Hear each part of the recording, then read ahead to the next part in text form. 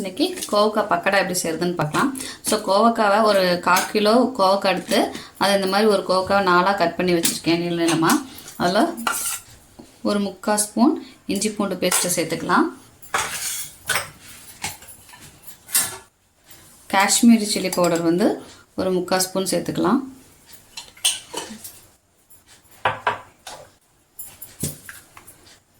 கரம் மசாலா வந்து ஒரு 1/4 ஸ்பூன் சேர்த்துக்கலாம்.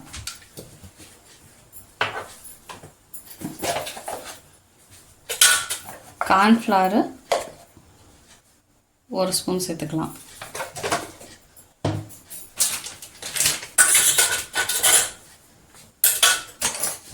அரிசி மாவு 1 ஸ்பூன் சேர்த்துக்கலாம்.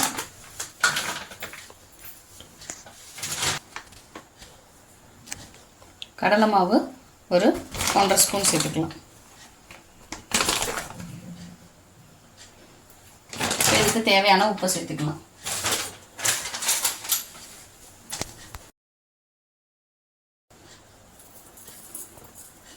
இப்போ இது எல்லாத்தையும் நம்ம மிக்ஸ் பண்ணி ஒரு 15 மினிட்ஸ் ஊற வச்சு எடுத்துக்கலாம்.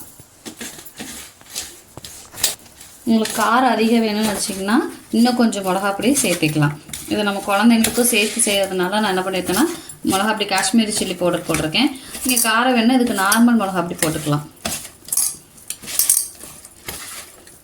நல்லா மிக்ஸ் பண்ணி விட்டுட்டு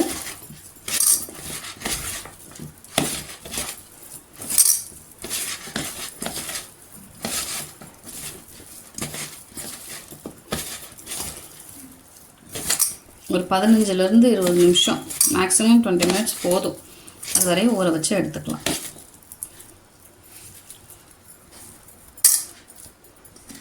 வச்சு 20 நிமிஷம் ஆச்சு. இப்போ இதை நம்ம பொரிச்சு எடுத்துக்கலாம். அதுக்கு அடுப்பத்தை வச்சு வடைச்சட்டி வச்சுக்கலாம். வடைச்சட்டி காஞ்சதும் எண்ணெய் ஊற்றிக்கலாம். வடைச்சட்டி நல்லா காஞ்சிச்சு, எண்ணெய் ஊற்றிக்கலாம். காஞ்சிருச்சு. இப்போ இதை எடுத்து போட்டுக்கலாம். இது நல்லா பொரிஞ்சு கலர் மாறி வரும். அப்போ நம்ம எடுத்துக்கலாம்.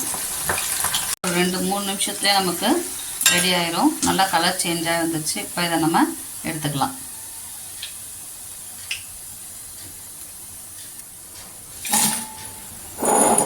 நமக்கு சுவையான மொறு கோவக்காய் பக்கோடா ரெடி.